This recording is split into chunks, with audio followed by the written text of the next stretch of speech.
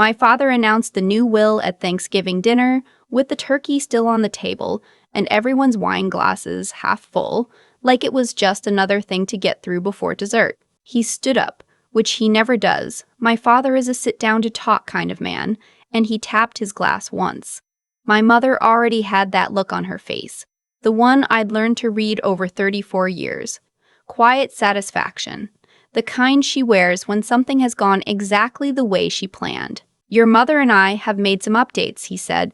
"We want the family to know while we're all together." I was sitting between my husband and my daughter Nora, who was 7 and more interested in the cranberry sauce than anything happening at the adult end of the table. Across from me sat my brother Derek, his wife Stephanie, and their 2 boys, Connor and Bryce. Connor was 11, Bryce was 9. They were already watching my father with the particular attention of children who have been told in advance that something good is coming. I hadn't been told anything. My father pulled out a folded piece of paper. Not a legal document, just notes he'd written himself, which I now understand was intentional, a way to make it feel casual, like he was just sharing information rather than making a decision that would define the next decade of my life. And he read from it without looking up.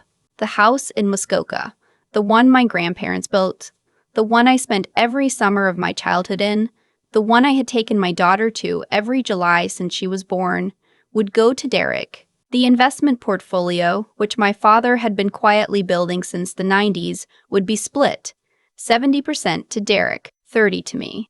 The reasoning, he said, was that Derek had 2 sons to support, and sons carried the family name forward.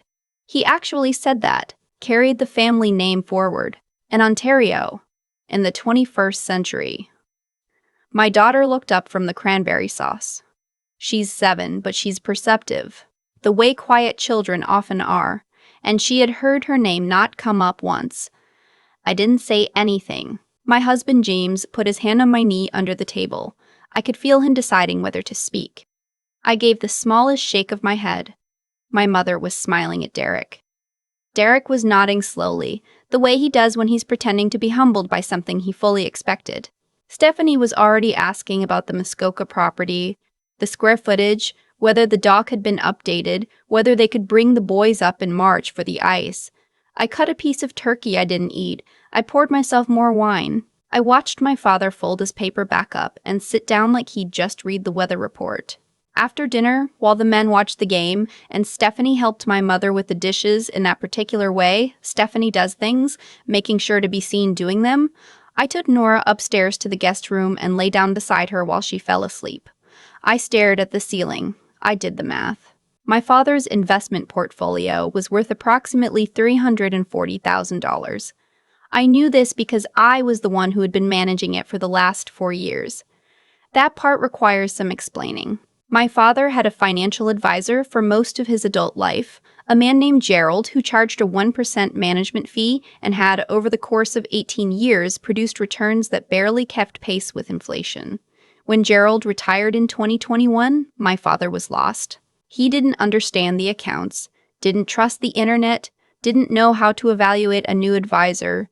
I had been working in financial planning for 6 years by then, with my CFP designation and a client roster I'd built from scratch. I offered to help temporarily, just to get him set up with someone new. Temporarily turned into 4 years. I had moved his money out of Gerald's outdated mutual fund model and into a low-cost ETF portfolio through a self-directed account at TD Direct Investing, rebalancing quarterly, tax loss harvesting in the down years, shifting his fixed income allocation as interest rates changed. When I started, the portfolio was worth $241,000. The $345,000 it was worth now was not an accident. It was a result of approximately 200 hours of my time, spread over 4 years, done for free because he was my father. And I thought that was what you did. I also thought it went without saying that I would be acknowledged for it. Nora's breathing slowed beside me. I could hear the game on downstairs, my brother's voice rising at a good play. I looked at my phone. James had texted from downstairs, "You okay?" I typed back, "Going to need a few days to think." What I didn't tell him yet was that I had also discovered, 3 months earlier, something my father didn't know I'd found. In September, while I was doing the quarterly rebalance, I had noticed a withdrawal I didn't recognize. $12,000 moved to an external account I hadn't seen before. I almost flagged it as an error. Then I looked more carefully and saw that the receiving account was in Derek's name. I went back through the statements. It wasn't the first time. Over 18 months, my father had transferred a total of $61,000 to my brother.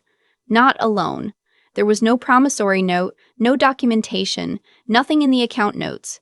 Just transfers, quiet and regular, the same way you'd set up a pre-authorized payment. I had not said anything. I filed it away and I kept managing the portfolio, and I told myself there was probably an explanation, and I would ask about it when the right moment came. Thanksgiving was apparently not the right moment, but it was the moment I stopped waiting for one. The next morning, I was up before anyone else. I made coffee in my parents' kitchen while the house was still dark, and I sat at the table where I had done homework as a teenager, and I thought very carefully about what I actually wanted to do.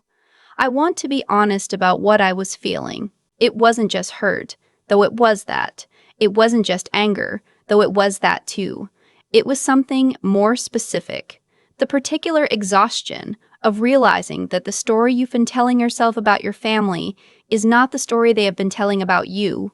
I had believed I was a trusted, valued member of this family. I had believed my competence was seen and appreciated. I had believed that when my parents said they treated us equally, they meant it. None of those things were true. And I had just watched my father make that official over turkey in front of my daughter. I opened my laptop. The first thing I did was review the account one more time, carefully, and screenshot everything, the $61,000 in transfers, the dates, the receiving account information. I saved it to my personal drive. The second thing I did was draft a letter of resignation as the informal manager of my father's finances. I made it simple and professional, the way I would write to any client. Effective immediately, I would no longer be available to manage the account, and I recommended he seek a licensed advisor. I noted that I had not charged a fee for my services and that the account was in good standing. I did not mention the $61,000. Not yet. The third thing I took longer on. As a CFP, I have obligations. If I were acting in an official advisory capacity and discovered irregular transfers, I would have reporting considerations, but I had been acting informally, as a family member, which put me in a different position. What I did have was documentation. What I also had was the right to share that documentation with whoever I chose, including my father's actual accountant, a man named Frank who had done my parents' taxes for 20 years, and whom my father trusted completely. I sent Frank an email, not accusatory, just informational. I told him I was stepping back from managing the portfolio and that in the process of wrapping up, I had noticed some transfers he might want to review with my father before year-end for tax purposes. I attached the screenshots. I sent it at 6:47 in the morning. Then I closed my laptop and refilled my coffee.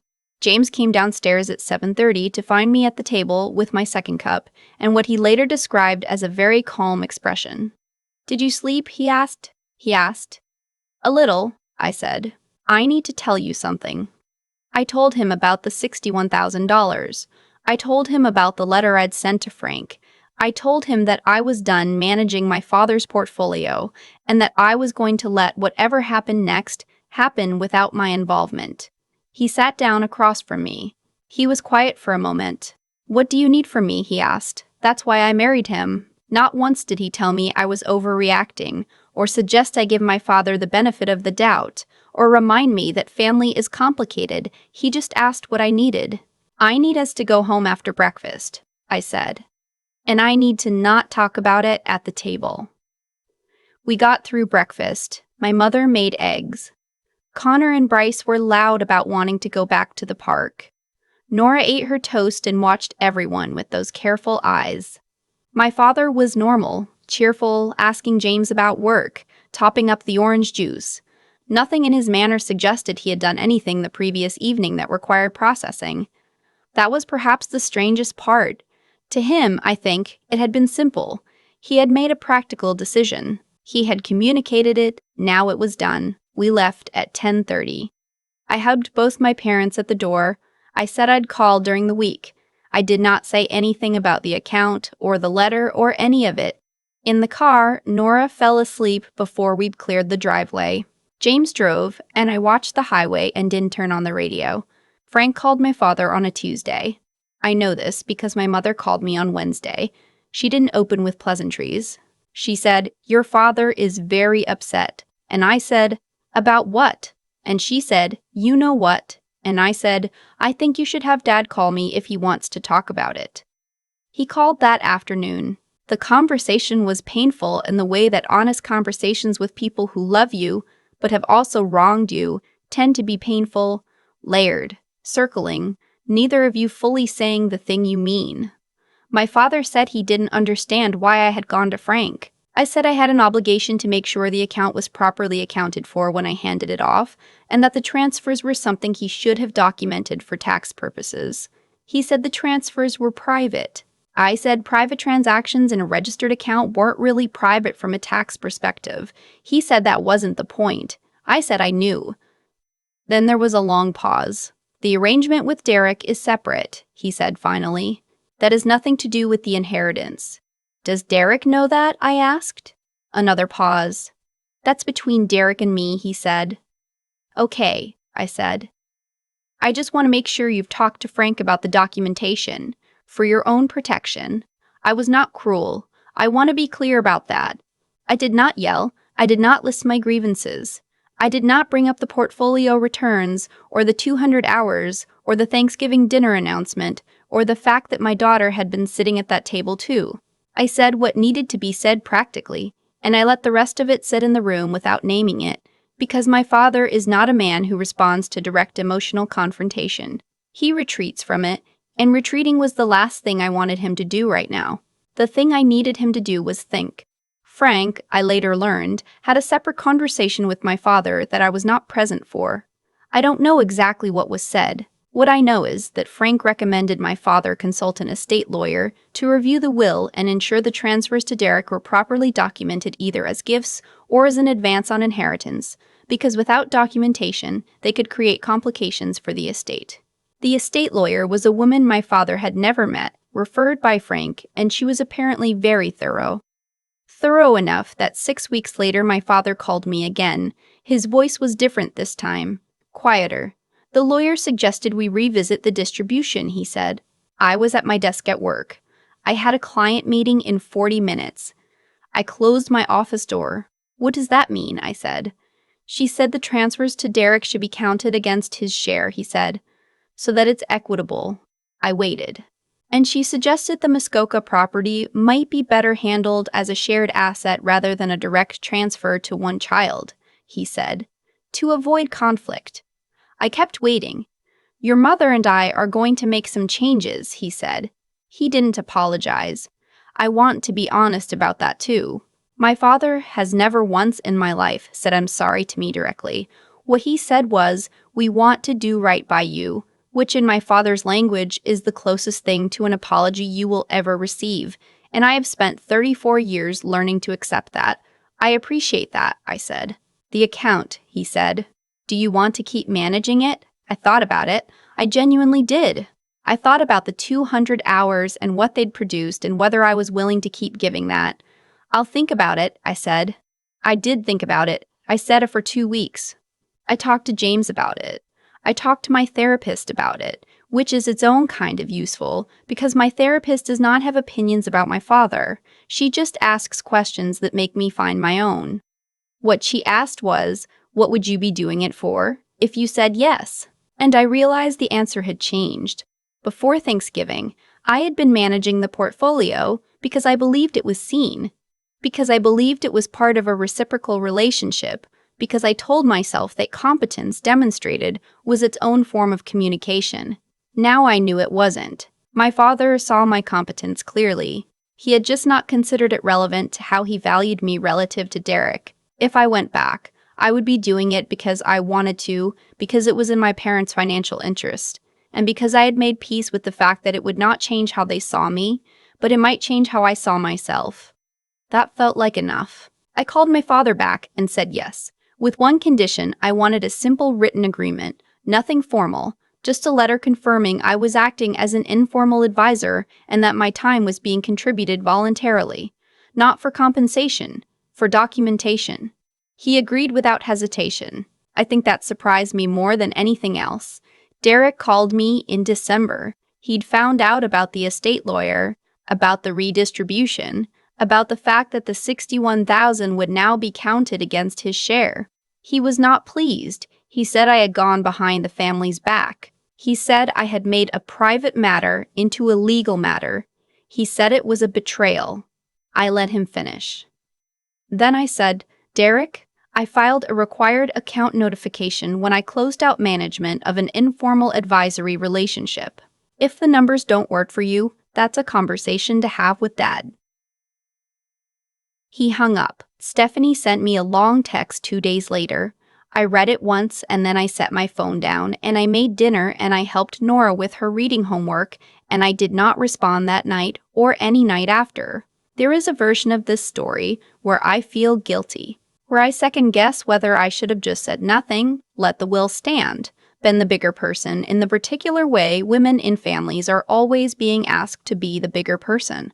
Absorbing inequity quietly because making noise about it is considered worse than the inequity itself. I don't feel guilty. What I feel is something I don't have a perfect word for. Clear maybe. Like a window after rain. Nora asked me once, in February, why we hadn't gone to Uncle Derek's for the hockey game like we used to. I told her that sometimes grown-ups need a little space from each other, and that it didn't mean anything was wrong forever. She thought about this and then said, like when I needed space from Emma at school, but then we were fine again? I said yes, exactly like that, even though I'm not sure it will be exactly like that. But she's 7, and 7-year-olds deserve honest answers wrapped in appropriate hope, and I have not yet given up on hope entirely.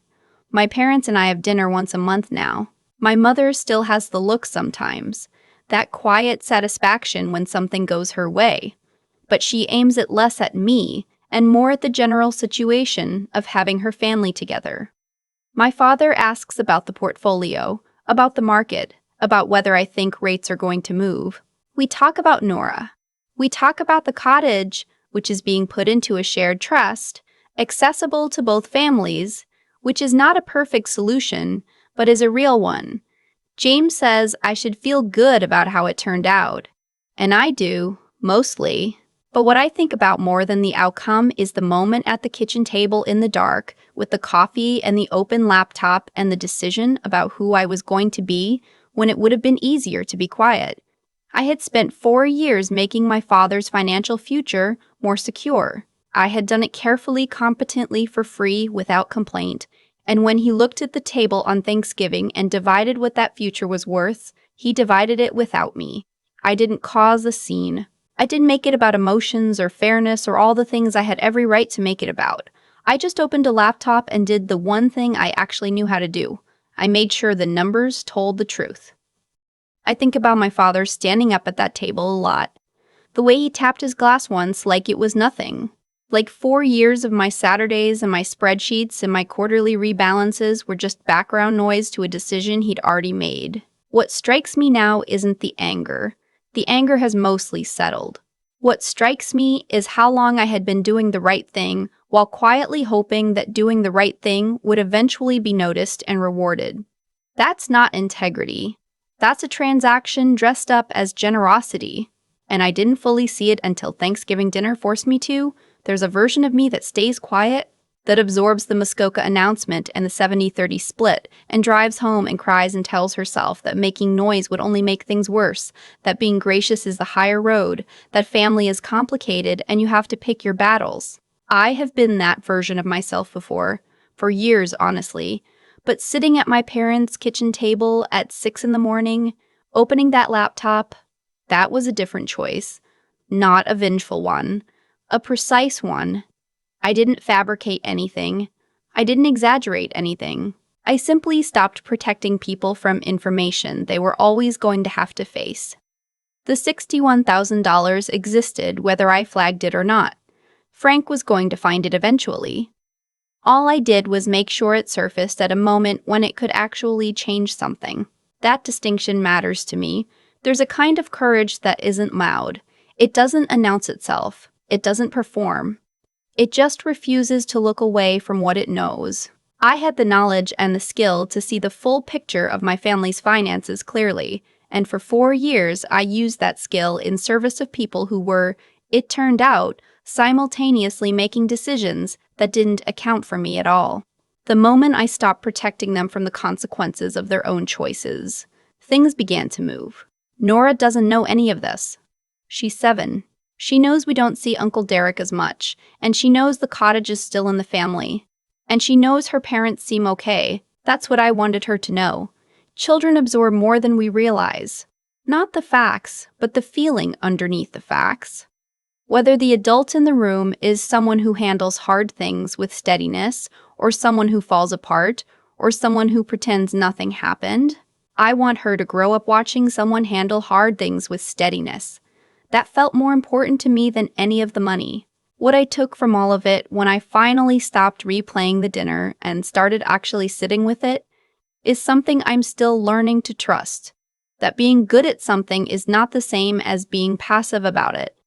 Competence without advocacy is just free labor. I had confused the two for years. My father hadn't. Derek hadn't. Only I had. And the last thing, the thing I come back to most, is that I didn't need anyone in that room to validate what I did. Not my father's apology. Not Derek's understanding. Not even my mother's acknowledgement. I knew what the account record showed. I knew what I had built. I knew what was fair. Sometimes the most important thing you can do is simply refuse to be the person who stays quiet so that everyone else stays comfortable. Nora fell asleep in the car on the way home. James drove. I watched the highway, and I did not turn on the radio. I didn't need to.